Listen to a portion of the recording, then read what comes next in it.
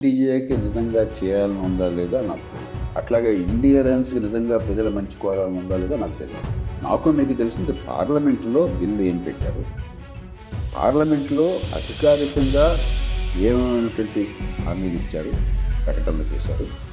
దేనికి అధికారికంగా సిద్ధపడ్డారు. దాన్ని బట్టి నేను అంచనా వేయాలి. అంతేగాని మోదీ గారి మనసులో ఏమున్నది, అమిత్ షా గారు ఏం కలగన్నాడు, రాహుల్ గాంధీ గారు ఏమనుకుంటున్నారు నాకేం తెలుసు మీకేం తెలుసు.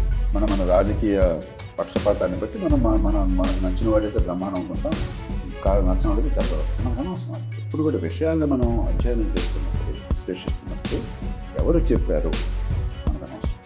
ఏం చెప్పారు, ఆ ప్రతిపాదన మనకు మంచిదా కాదా, రాజ్యాంగబద్ధమా కాదా, ప్రజాహితాన్ని పెంచేదా కాదా, దీనికి ప్రత్యామ్నాయం ఏమన్నా ఉందా. అది తప్ప నువ్వు ఇట్లా అనుకుంటున్నావు కాబట్టి ఇంకా పార్లమెంట్ ఎందుకు, ఇంకా అసెంబ్లీ ఎందుకు, చర్చ ఎందుకు, ఇంకా చర్చ ఎందుకు పెట్టాము.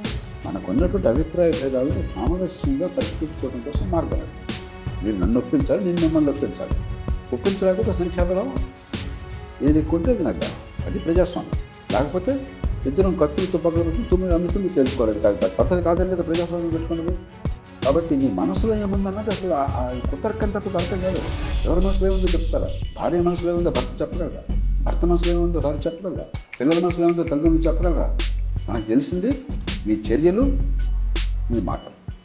అధికారికంగా విగ్రహం గుర్తు చెప్పులాగా రాష్ట్రం కదా, 1,00,000 కోట్లాది మంది అధికారికంగా రికార్డ్ అవుతూ ప్రజల సాక్ష్యంగా దానికి చట్టబద్ధత ఉంది.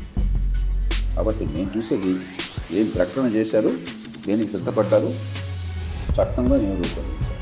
మిగతావన్నీ మన తత్వశాస్త్రజ్ఞులు కాదు, జ్యోతిష్యులు కాదు.